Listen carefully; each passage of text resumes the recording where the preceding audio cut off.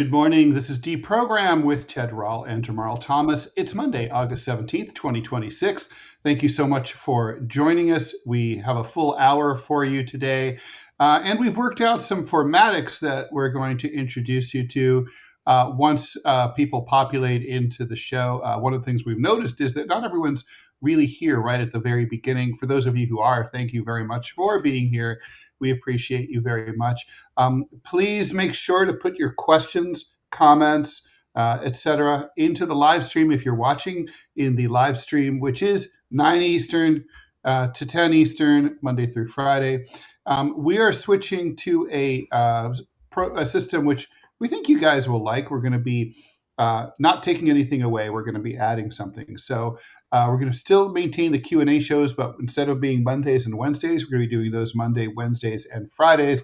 So DeProgram is now 2 hours a day, Monday, Wednesday, Friday, 1 hour a day, Tuesdays and Thursdays. So we'll explain all that for you. Waiting for Jamarl to come on. I assume he's talking to Salvador or someone.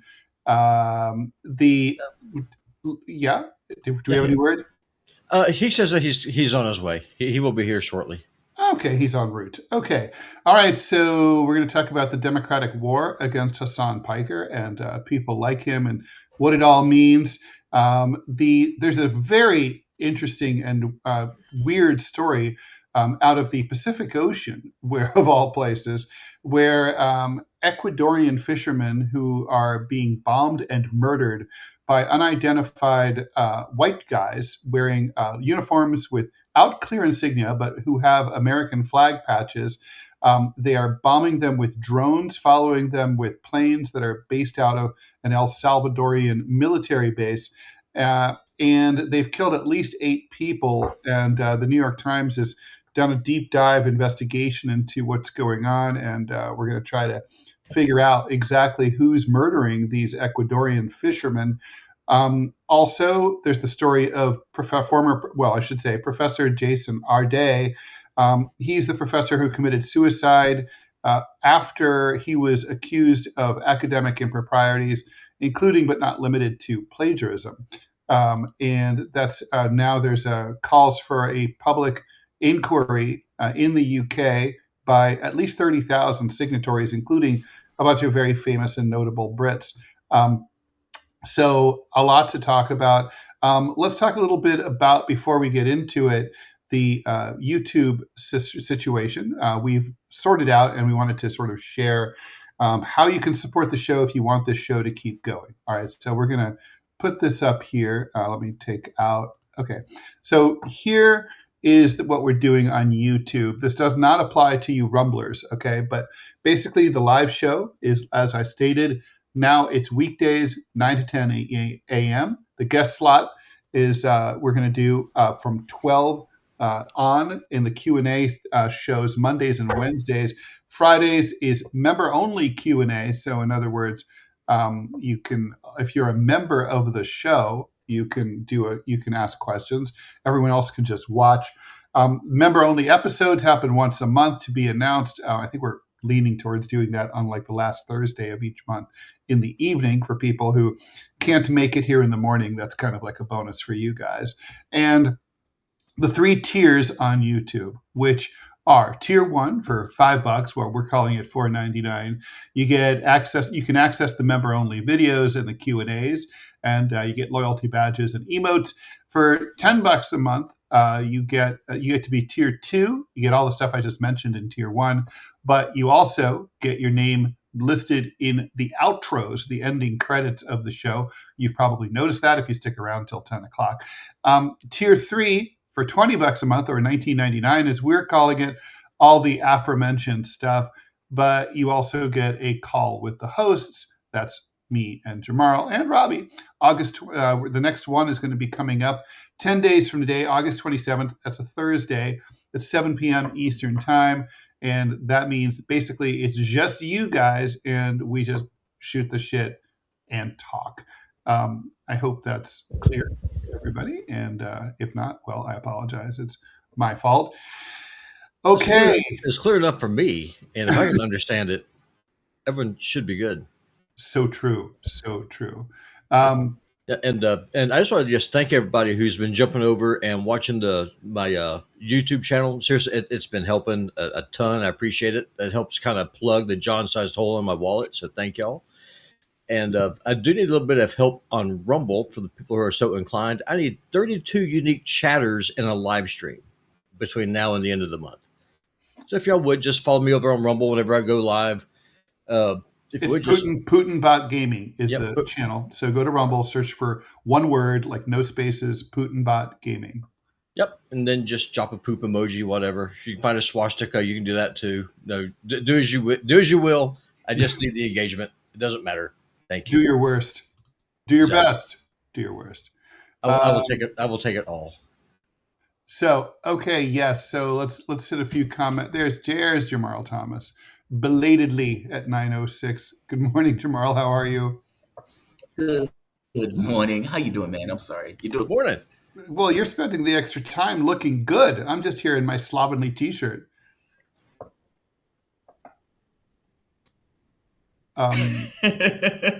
Okay, a little bit of a lag there. It's okay. It's okay. I have sex in a suit.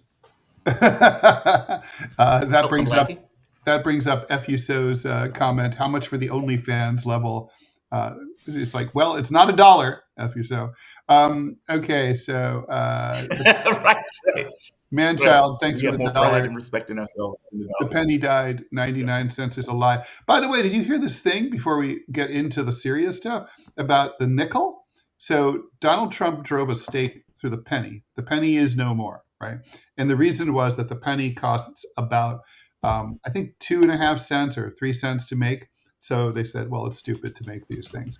So although the truth is, I mean, that's sort of pretending like the penny is only used once, right? I mean, coins are recirculated constantly, so even if it costs more than the face value of the coin to make, arguably it might still be worth it. I'm sure quarters cost more than a quarter to make. Anyway, now they're looking at the nickel, and like penny fans are saying that actually the cost differential on the nickel is bigger, and there's going to be more stress on nickels than now that pennies are disappearing.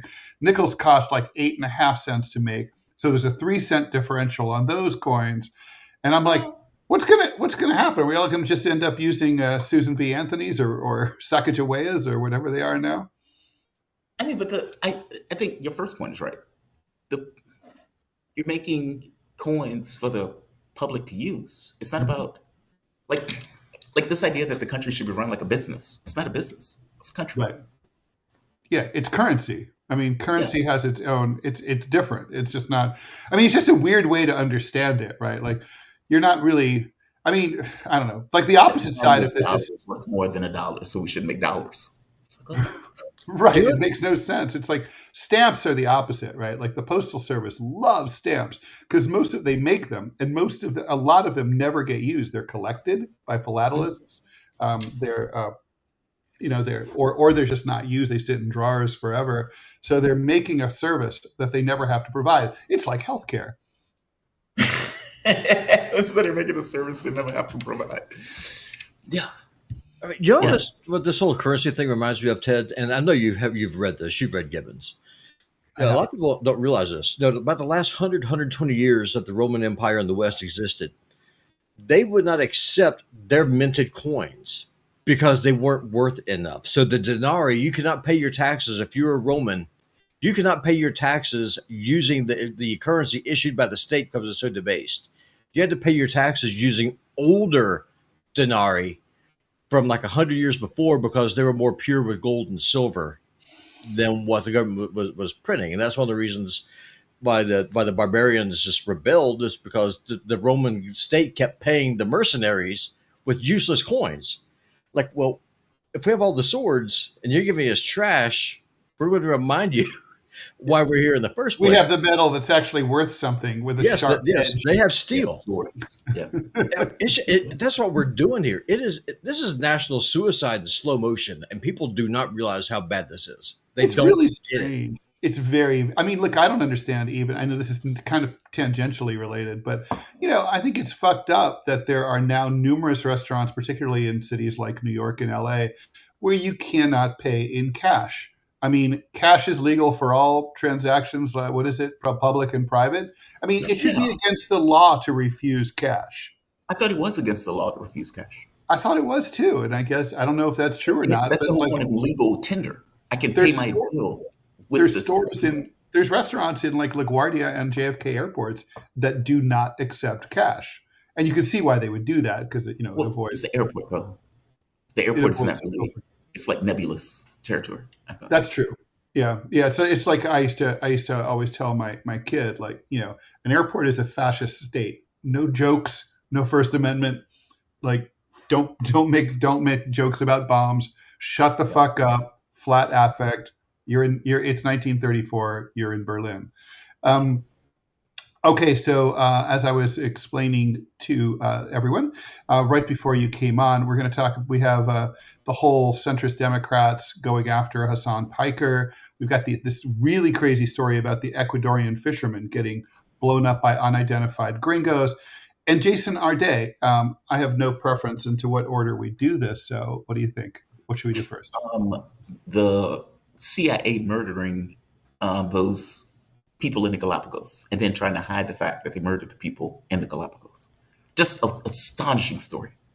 And you would think that a government that's run under laws would respond to that story a bit more aggressively as opposed to oh, that's interesting. The CIA murdered a bunch of people in Ecuador and covered it up, which is wild. I mean, they were effectively running some kind of spy operation that they didn't want anybody to know about. And this is separate from us or Trump murdering fishermen in the Caribbean. But both were effectively taking place. And there was no consequences for either. None for either. Do you think there will be consequences now that the story has been outed? And give me your just take on in general on the story, if you want to give a breakdown. I don't think there's going to be consequences because it was a weekend news dump. So it looks to me like the New York Times had reporters who did yeoman's work. They went out there, they found out they talked to these fishermen. The story's been going on for a while, and we do need to get into roll up our sleeves and explain it to people here. Yeah. But because it was a weekend news dump, that broadcasts, I'm sure to you as it does to me, that the New York Times decided to do a dutiful release, but they're not going to editorialize about it. They're not going to pressure the powers that be, because it makes them nervous. I mean, the New York Times has had very, very close ties to the CIA for decades, and they tend not to like to ruffle those feathers. And even though every now and then, like, they'll publish the Pentagon Papers or they'll publish the Snowden accusations, even though they didn't get, they didn't respond to Snowden's phone calls when he called them to give them the story. You'll also get situations like this where, like, well, we released the story. They can tell their reporters who might be upset about it, and that's true. Of course, I have a theory about news dumps, which is Friday afternoon news dump is not what it used to be, because Saturday and Sunday are big days on the internet now, and nobody's getting their news from those dead trees anymore. So I think they're just miscalculating. And if people care about it, it could be a big deal. My mom would say they're brown and they're poor, and no one cares about the victims. But basically, yeah, what the accusation here is that basically the Ecuadorian fishermen, and this is the part, it's very confusing to me. We already know that Ecuadorian fishermen and fishermen from Venezuela have been blown up. Over 221, at least, that we know of, have been killed in this Trump campaign to supposedly go after drug traffickers, right? Never mind that none of these drugs are actually headed to the United States. And certainly you're not allowed to blow up drug smugglers. It's not. We don't even know if they're drug smugglers. We don't know what they even are. know. Alleged drug smugglers, right? Yeah. And we know that a bunch of them were not involved in the drug trade. But even if they were, you're not allowed to do that. You have to intercept them and arrest them and give them due process. But anyway, the point is they've been assassinating these people in the middle of the ocean, and I don't understand why they would need a supplemental program to do that if they're already announcing and releasing videos on Truth Social, bragging about it. We already know they're doing it. It's not like it's a secret. So this seems to be something different or supplemental, or maybe they're doing it. They don't want people to know the full scale of it, that they're killing far more than hundreds. Maybe this is thousands of people, but I also don't know why the CIA would have uniforms with American flag patches on them. I mean, this sounds kind of like ICE, right? It's not ICE, but it's ICE-like behavior. The most interesting thing that the Times dug up was they did tracking of this plane, the surveillance plane that repeatedly tracked these fishermen at sea. They know the route that it followed, and this plane was based at a Salvadorian military base. We know that the Trump administration's been working very closely with the right-wing government in El Salvador. That's where CICOT is, the gulag, where we send migrants to, and where they get tortured. So we know that El Salvador has been a dumping ground for the Trump administration for the people that they deem to be undesirables. I totally believe the Times story. I totally believe these fishermen. So, I mean, you're saying it's the CIA. It sounds like it's the CIA for sure, or something like that. Is it possible? I mean, does it matter which three-letter agency we're talking about? I mean, these are, look, non-government entities don't fly out of allied military bases. So clearly this is a U.S. government entity. And according to the Times, they obtained recordings of air traffic control talking to the pilots of the plane, and that they spoke English with American accents. Right. So they're Americans, right? And they obviously feel like they can operate with impunity. I mean, it's really disturbing. It's grotesque.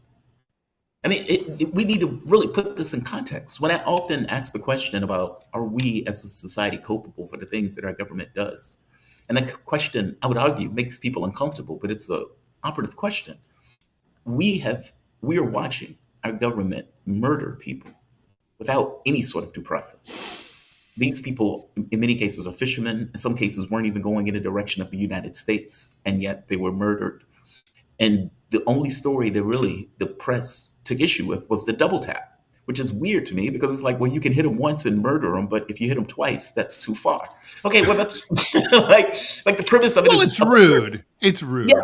Well, yeah. Right. It's impolite. It's not sporty. It's right? not sporty. You got to kill them the first go. You can't, if you have to hit them twice, that's impolite. That's a foul. Okay, that's nonsense. And even, I know we're laughing about it, but the reality of it is our government is doing grotesque things. And it's doing grotesque things of terrorism. And the double tap is gross because it targets, good Samaritans and first responders. But all of it's gross. Yeah. All of it's gross. All of it. Agreed. Murdering rando fishermen without any due process, meaning we have no idea who these people are. Right. Yeah, I don't care. I don't care if it's like if it's a huge ship that's like the USS Tony Montana, and you can see the piles of coke wafting off the back. It's not legal, right? You're not allowed to do that.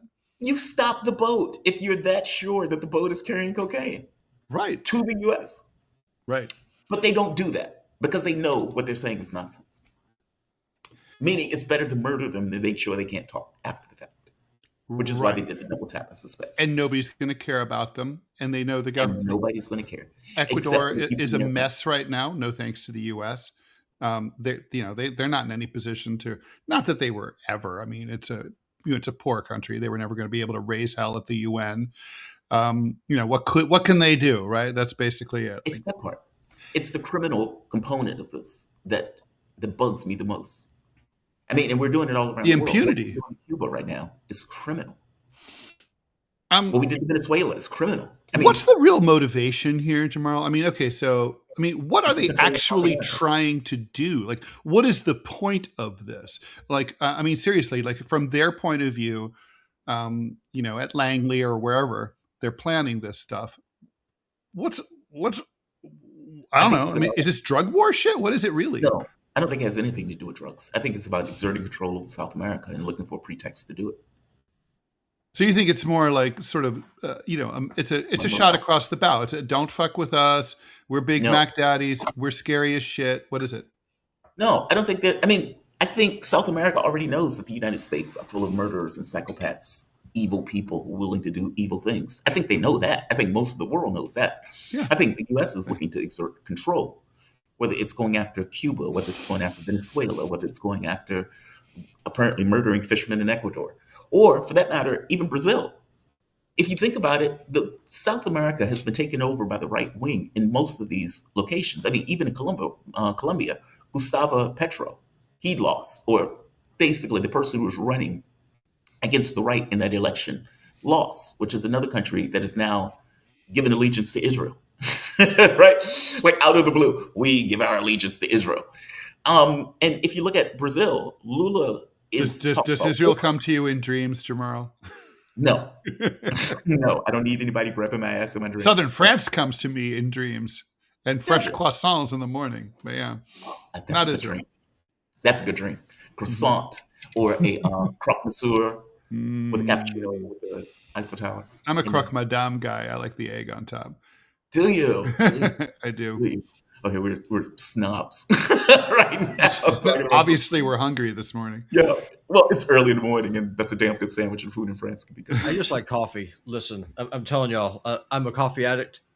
Always drinking coffee. Ask Jeff where the fuck is our free coffee. I have. He was traveling last week, so I'm giving him a pass. As I told him, I said, no, listen, we will tell people about your super black massive coffee. Yeah. But we need to test it first. That's true. We'll have even the tea drinkers drinking it, but we need to know for ourselves that it's good. 100%. If it sucks, we're not going to endorse it. If it blows, if it's like acrid, like early Pete's or early Starbucks, like yeah, if it sucks, I'm not going to. Peach coffee it'll eat a hole through your cup. It's awesome. it's like the acid from the alien in Aliens. Oh, that true goes story. Through the floor. Yeah. True story. And I'll go away. Back when in Pensacola, before I moved here to Montana, I worked in the ER there at Baptist Hospital. And so please don't say this story involves coffee. That's terrifying. It does involve coffee. Oh, I worked a night shift, and so it'd be a 12 to 14 hour shift depending on what was going on.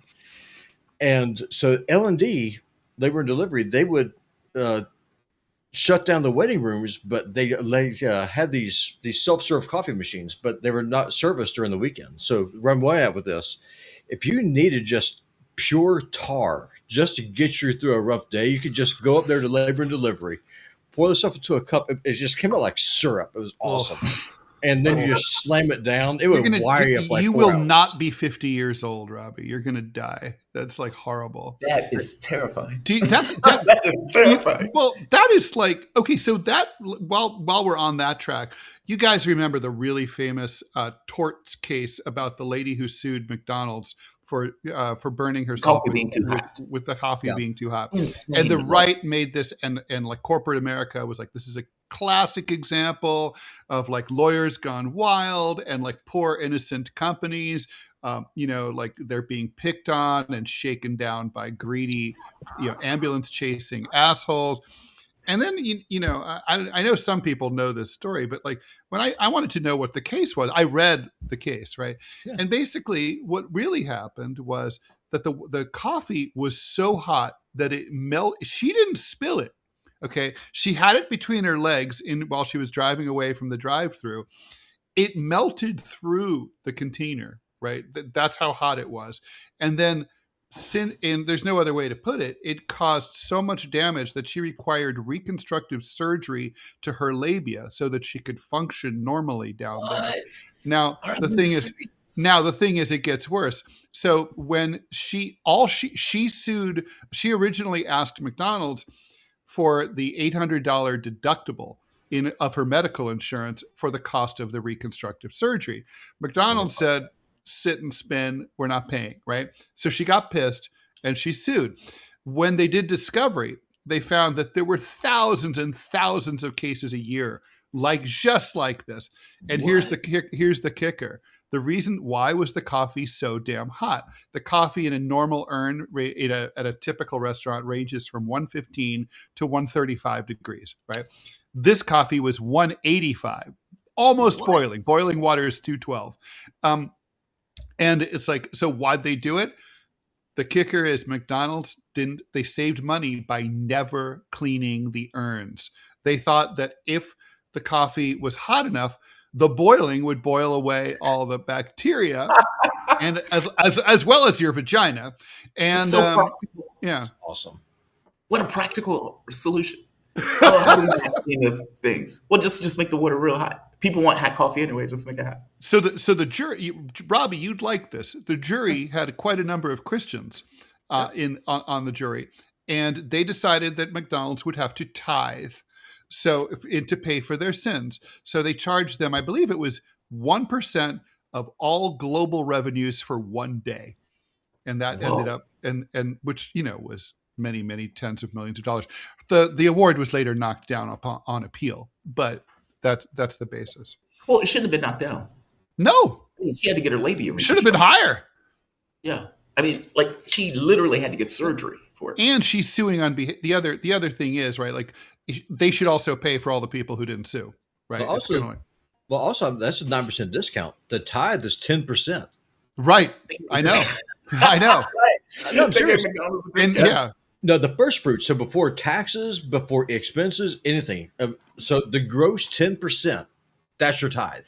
I guess the atheists on the jury knocked it down, but well, I mean, the fact that a 9% discount was not enough for McDonald's, right, shows you that the Christians in this case, to quote Ted, would have been better served to pay the tithe. Agreed. Imagine having to go to the doctor and showing them my penis because coffee was too hot. No, I mean she was not pleased, and she had reason. And all she wanted, she had insurance. She just wanted them to cover.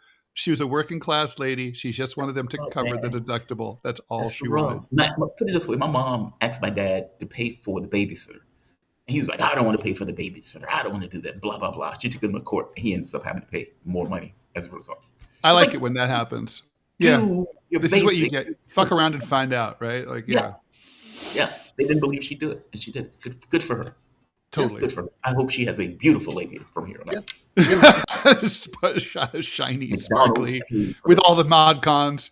Yeah, Macadam says Robbie would have appealed the $1 million award. I would have. It's too low.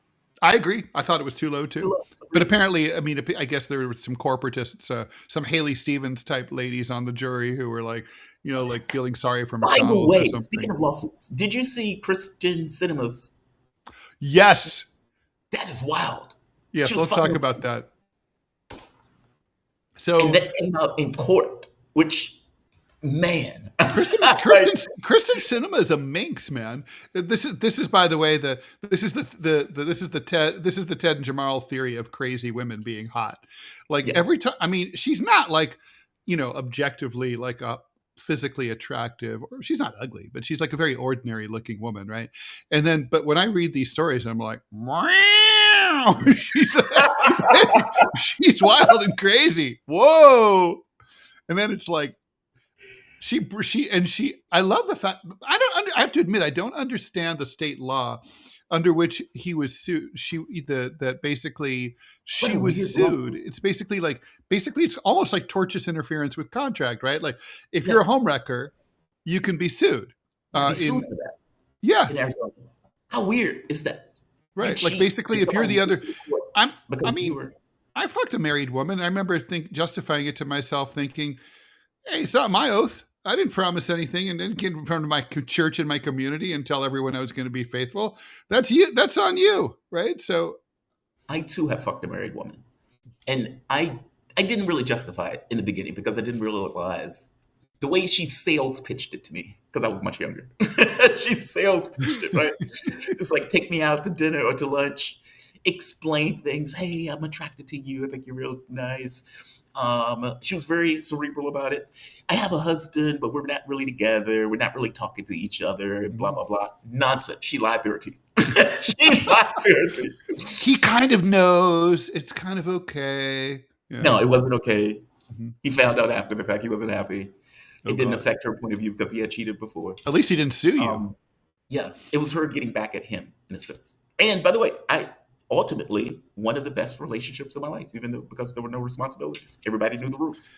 Yeah. Well, my rule to myself that made me feel better about myself looking back, total sophistry, was, I never would call her. If she wanted to get together and do anything, she called me, and I would, if I was free, respond. But basically, it was kind of like, I'm not pushing her. I'm not going to like contribute to fucking up her marriage. But hey, if she calls me here, my penis is right here. You know, I mean, weirdly enough, her marriage is much stronger today than it was back then. They apparently resolved their issues. She even apologized to me, like I was a child. It was like, dude, I'm a fucking adult. For what? For the husband giving you a hard time, or No, did the husband call you? From her point of view, she took advantage. But again, this was always nonsense. Mm-hmm. We were only like 7 years apart. She's acting like we were 20 years apart. Oh God, that's hilarious. Yeah. And it's like, dude, why is this an issue? And age always was an issue. It was like, oh, I'm, taking advantage of some young child. And blah, blah, oh, blah. Jesus Christ. Dude, I'm like, really? 27, I'm like 30. What are you talking about? What are you talking about? Ridiculous. Okay, we have some comments to get to, gentlemen. Okay. FUSO, the sailors of the USS Lincoln, thanks for bringing that up, are so weak and demoralized, they can't even do gay stuff. For the dollar. Oh, that's so wrong. I doubt that's true. I'm sure they're able to if they can find any room, right? I mean, 5,000 sailors on that thing.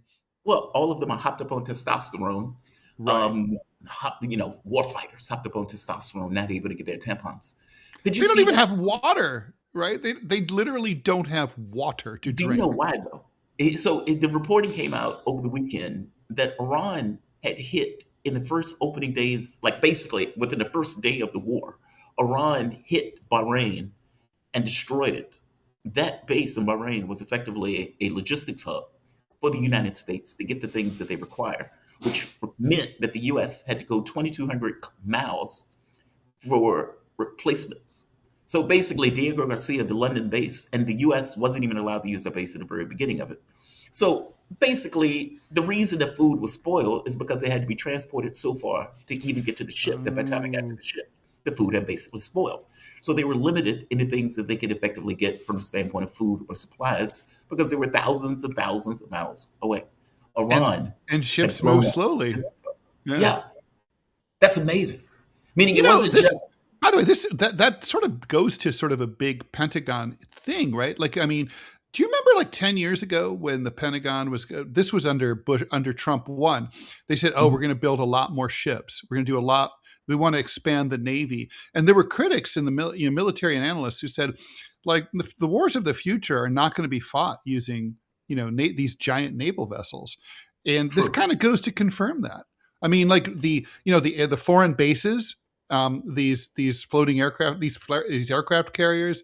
I mean, this is a 20th century model for a 21st century war world. I mean, it's vulnerable. It is extraordinarily vulnerable. If Iran ate its Wheaties and launch, I don't know, a swarm of hypersonic missiles at that ship, would that ship be able to survive? Game over. Hell no. Our guys are sitting ducks there. They're sitting ducks. Yeah. No bullshit. I had Colonel Wilkerson on the show, and Master Sergeant Fritz and I had a disagreement on whether or not Iran can knock down one of those aircraft carriers. And Wilkerson told him, yes, they can. They just don't. Right. They just don't. They don't want to escalate the war to that level. But could they do it? A swarm of missiles and drones, etc. Let's say you send 20 out, all directly aimed at the ship, going at hypersonic speeds. That ship is toast. And that could happen. There's some indications that the Iranians are looking to escalate now. But who knows? Thank you very much, McCadden, for becoming a monthly supporter of DeProgram. We appreciate you. We need more monthly supporters. Just a reminder for people who are, I'm going to put this up again. Oh, did I already lose this? Did I really? Okay. Well, anyway, I'll just read it. But basically, tier 1 member on YouTube, $5 a month. You get member only videos, and access to the Q&A. Tier 2, you get all that stuff. Plus you get your name in the outro at the end of the show. Tier 3 for $20 a month. You get that stuff plus a monthly personal hangout with Jamarl and I. So the subscribers are definitely going to be the future of the show. they're going to make this show viable. I mean, it's not like we're making no money, but we're definitely not nowhere near making enough money in order to make this viable. So we appreciate anything you can do. More comments. Phileas Fob. U.S. leftists compare U.S. Congress to foreign parliamentary systems. I get the basic differences between the U.S. and other Western systems, but don't get the core difference being emphasized. Please explain. What do you mean? Because we have the Senate? No, I think, well, he's not being specific. I mean, for me, when I talk about like how a parliamentary system is in many ways superior, it's about the multi-party aspect of it. I mean, in the United States, you only have two parties, which is not enough to represent, 330 million diverse people. And those parties are inadequate, and over half the population, their ideologies are not represented at all by these two parties. And so that, to me, I mean, do you have anything to add to that? No, it's big. I mean, if you think about it, if I'm not mistaken, Germany, if you had 5%, it has to be in parliament in order to represent that particular part of the demographic. Like, say, for example, you have Greens, the Greens represent, 4 or 5%. Okay, well, they have to be represented in parliament, because that's part of the population. That's not the way it works here. I mean, you get Democrats, you get Republicans, and that's basically what you get. And it's just this game to ensure that the two political parties are the ones that have the lion's share of chance of getting in office, not to mention the money required to create a party. In London, Nigel Farage created the party almost out of thin air overnight, and the thing started taking over conservative politics. Can you really see something like that happen in the United States? The Jamarl Thomas party comes to fruition. Okay, how much money is it going to take for Jamarl Thomas to make a Jamarl Thomas party, right? How do you get You're going to have to sue McDonald's, They have to burn my penis with coffee. They do. And you have to hope they don't appeal. So a little bit of breaking news. Speaking of torts, E. Jean Carroll just won a victory in the U.S. Supreme Court. She will not have to return the $5.6 million that she won in her civil suit against Donald Trump, which is already in her hot little hands. So that's it. Game over, Donald. You lose. He can afford it. He's making billions on the presidency. I mean, as we talked about, it is a weird case. It does make me uncomfortable that you can be sued for something that may or may not have happened 30 years previous, for which there are no witnesses. I mean, it's very no evidence. It's weird. Evidence. I mean, look, it's not impossible that Trump did it. That's not really the argument that I'm making. Sure, but that shouldn't be the standard either. Yeah, right. But that's right. That's not the standard, right? It's a court. I was always weird with this case because it's like, as much as I despise Trump, this looks very dodgy. How do you validate that this happened to the point where you're suing this guy for millions of dollars? I mean, that's terrifying. I can say Ted Rall grabbed my ass when he was at Spurring. Right? Yeah, and that's pretty recent.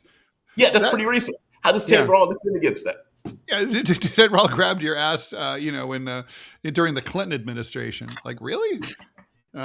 It's true. Dead Meme Club, thanks for the $10. So are we going to bomb Oman now? You get a bomb, and you get a bomb, and you get a bomb. Donald Winfrey, you get a bomb, and you get a bomb. He did threaten Oman, but I don't know if he's going to bomb them. I mean, he threatened. Oman is a U.S. ally. There's no way we're bombing Oman. Yeah. Well, I mean, Israel bombed Qatar. Well, that's true. All right, so let's see. Phileas Fob, no tampons on the USS Lincoln. There goes the gay. There goes the gay sex.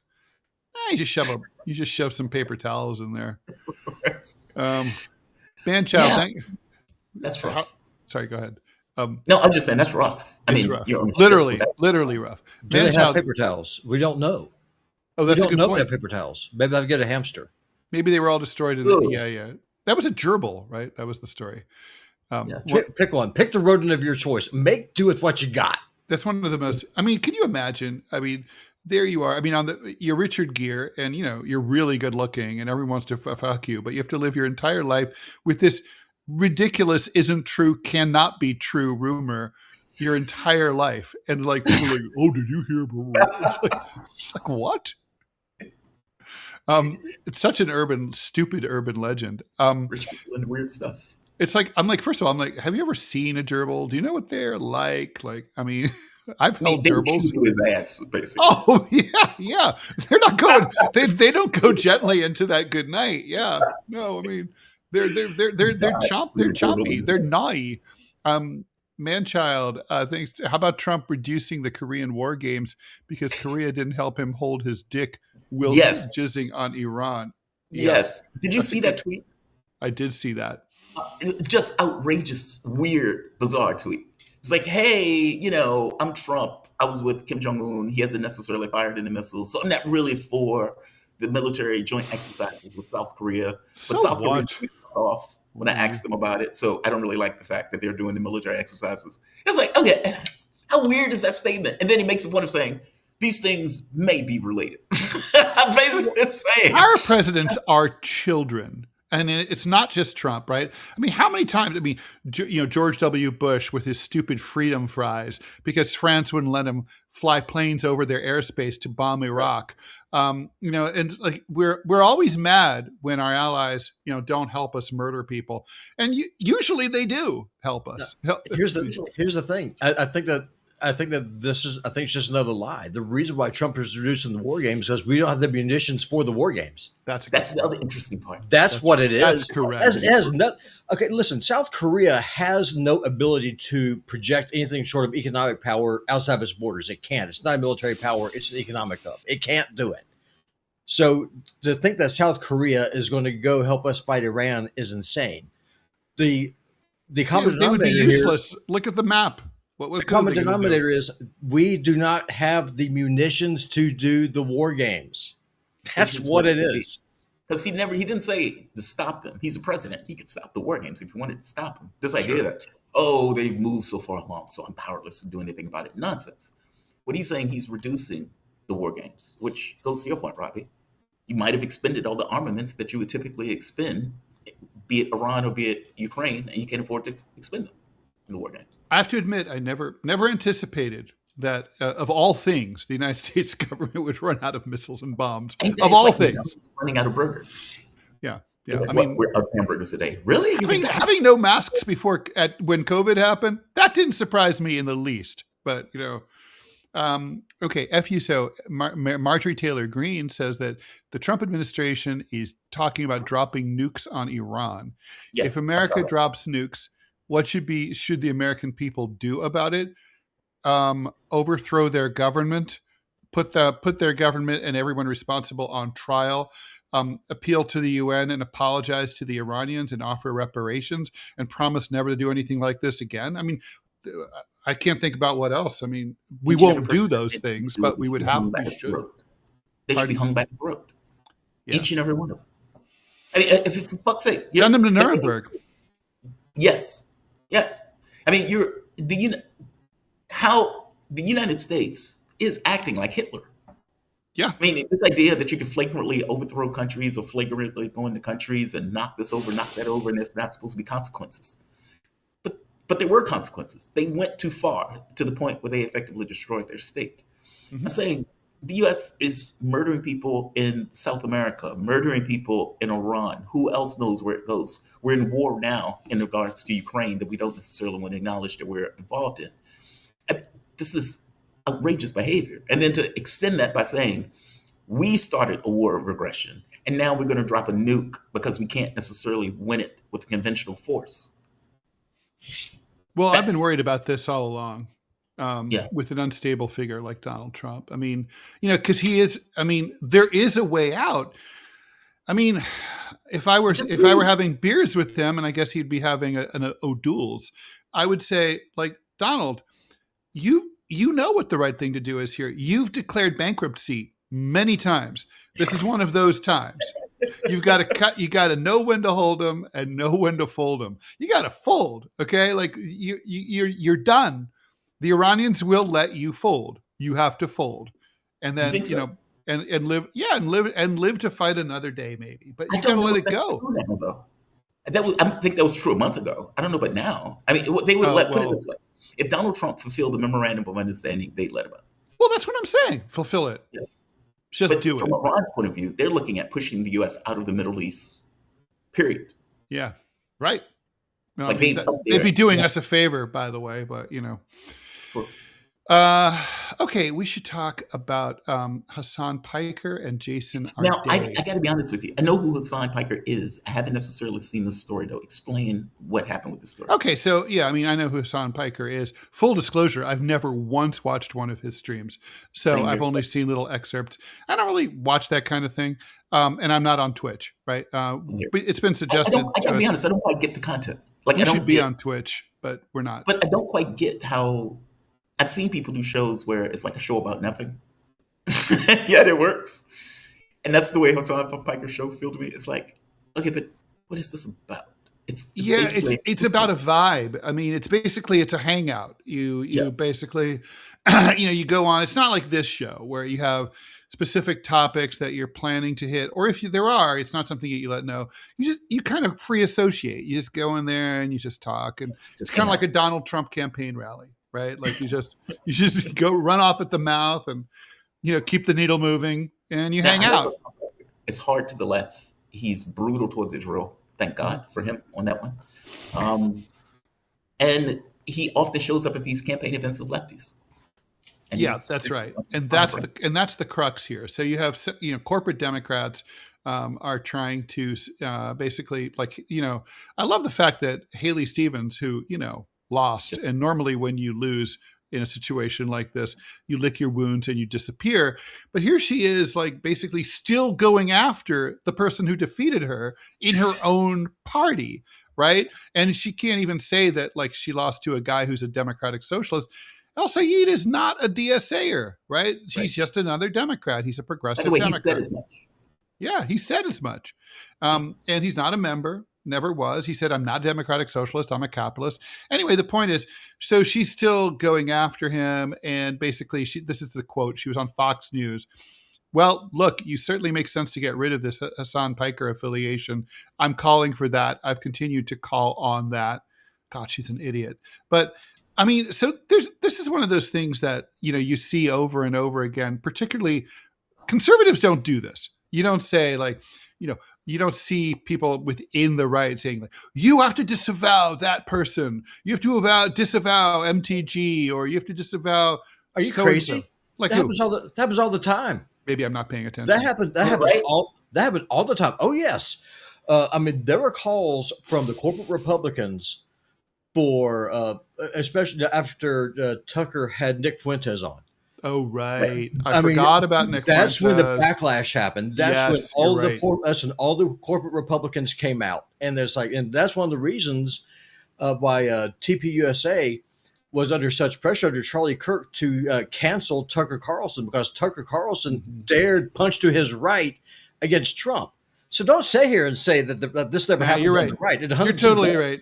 Well, okay, obviously, I just haven't been paying attention to that as much as what happens on my side. But I got to say, so this is a Sista Souljah tactic, right? Everyone remembers Sista Souljah, the musician, in 1992, and inexplicably, Bill Clinton basically found it necessary, even though she wasn't campaigning for him or anything, to criticize her for being like too anti-cop and stuff. And basically he went after her. I mean, it hurt her career. She did ultimately come back, and I think now she's all the stronger for it in the long run. But it kind of sucked. It was an ugly spectacle.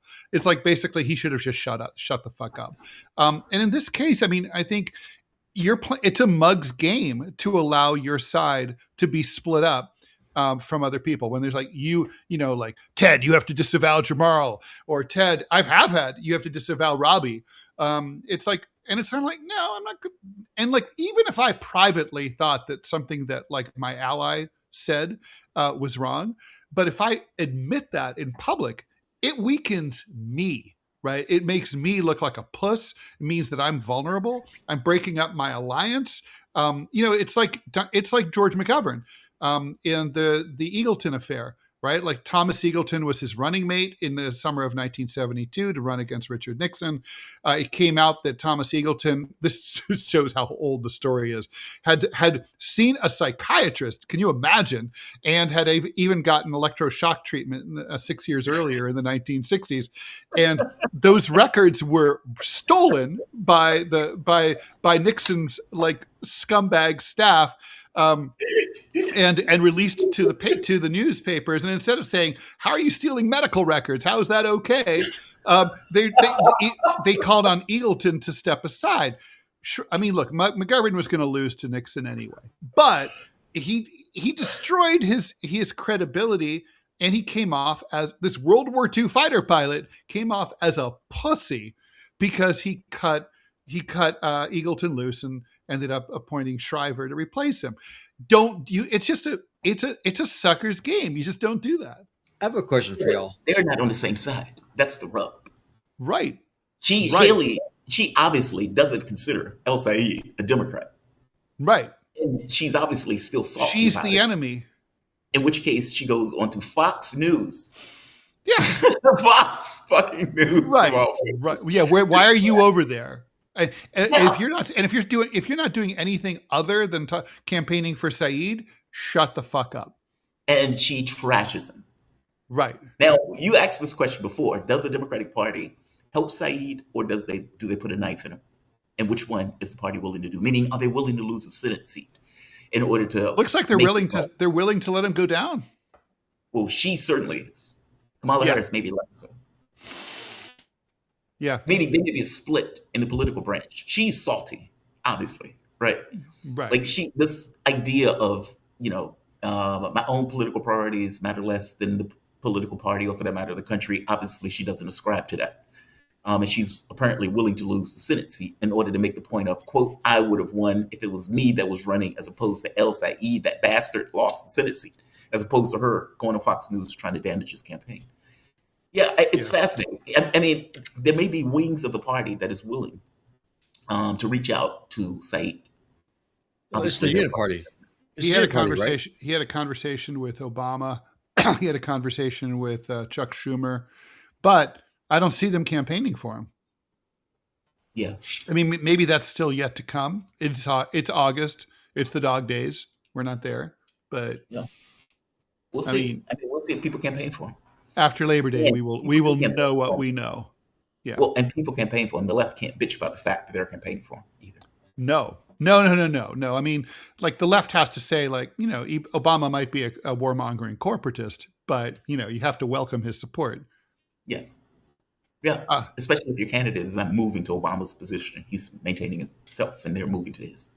And Saeed is vulnerable. I mean, he only won by 1.5 points in a race that, by the way, I'm kind of mad at myself, right? I feel kind of dumb. I wanted to say this, about the polling thing. I mean, I should, Saeed was ahead of her by, 14 points before. And then he barely scraped by, and we're all like, what happened there? Was there perfidy? I never paid attention to the massive undecideds in those polls. I was just looking at the margin, and 33% of the vote was undecided. And obviously it's not reasonable to assume that they're going to break 50-50 or even proportionately. Right. That's a hell of a undecided. Yeah, the undecideds were huge in that. I mean, basically, they were so big as to render the polls meaningless. Yeah, because they could have went either way. 33% overwhelms anything that's in the polling thing. Yeah. That's So I amazing. think I'm going to be much more aware of that going forward. I'm going to pay more attention because we just look at that plus minus thing, but that's only part of the equation, right? I mean, true. I got to be honest. I didn't think of the undecideds either. Yeah, well, me neither. So, all right. Well, now we've been warned. Exactly about. I do want to talk about Jason Arday. Yes. It's tragedy. He's a 41-year-old professor at Cambridge University in England. He committed suicide over the weekend. And basically he said that he told his friends and his colleagues that he felt hounded. Basically a week ago, it was looking like a pretty clear-cut case of this is a guy who was a fabulist, who made up all sorts of shit about himself, running 30 marathons in 36 days, was unable to speak until he was 12 or 18, depending on how you measure, yet ended up as a professor at Cambridge. All these things. But now things are not nearly so. Oh, plagiarism. There were accusations of plagiarism. And he resigned from Cambridge. He wasn't fired, but it looked pretty clear that he might have been. Cambridge didn't handle this well. They didn't protect their hire. They hired him and they didn't protect him. There's now, because he killed himself, I think a lot of people are feeling pretty awful about this. And I think they should, given the fact that this all was precipitated by this racist white professor who was fired by Cambridge himself 2 years earlier, and basically was an online influencer complaining, accusing this guy of all sorts of stuff. The plagiarism stuff turns out not to have any evidence behind it. He had been previously cleared. And he just felt badgered and beleaguered and obviously hopeless. And the media pile-on, if you've ever been the center of one, can be a horrific, place to be. I guess to me has a lot of layers to it, which is why I find it interesting. Let's just say, for the sake of argument, that Jason Arde didn't really run 30 marathons in 36 days, right? It's like. And that he lied about stuff in his upcoming autobiography. Is there a way that like Cambridge or the media, I've got to think that there's a way that they could handle this that would not create such a pressure cooker for someone at the center of accusations like this. After all, he's not accused of murdering anyone or raping anyone. He's not in the Epstein class. What's the accusation? The accusation is that he fibbed about his accomplishments. Whoop-de-doo, right? But they went after him, and I think it's credible. Margaret Kimberly said, it wouldn't have been as severe if he'd been a white guy, and I kind of think that's probably true. Is there a way for the media to do it? It's media. The very act of writing anything about somebody is writing something about somebody, especially at the point where it goes out and people read it and people break immediately on whether or not they believe it or not, in which case it still puts pressure on the person who's the object of it. I don't know another way out of that. You could say that the media should be more honest and they should do more research and they should do more. You could say that. That's really what I'm saying. Yeah. I have a friend who's recently was the head of the center of a media clusterfuck. And in fairness, he's guilty and he did everything that they said. You're right. Okay. But the thing is that when you read the articles, there's really only one real article. And then, but if you Google his name, you'll find all these other articles that basically just mined that article. They didn't do their own reporting. They just mined and because, that's what the media does now. They don't do any reporting. So, there you are turning up and, you're the story was originally in one major outlet. And then suddenly, you Google yourself and it's like people are reading about you in Pakistan. And it's kind of it just seems wrong. It's I don't even know if that should be a practice. If you can't do original reporting, maybe you shouldn't be doing any reporting at all. I've had people report on us in Faultlines. And I remember reading the article thinking to myself, okay, you're attacking me for something, but you're not explaining what I'm saying. And let me guess, they probably never called you. No, they never called me. They were going on a conversation I was having with Mark.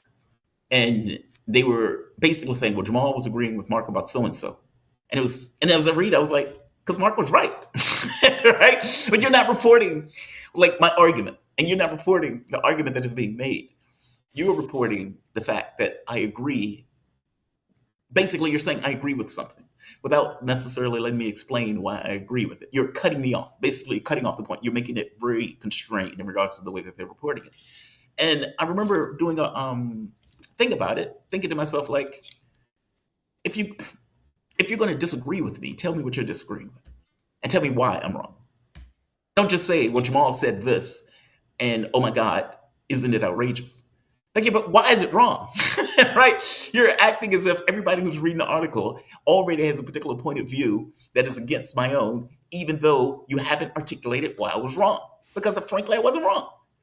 I mean, it's wild when they write hit pieces like that. It's personally, I felt nothing about it. I was like, just make sure you get my name spelled right. But you can imagine that if that's a power line, how much pressure that's been applied to a particular person, especially if they have a fragile or more Right. sensitive nature.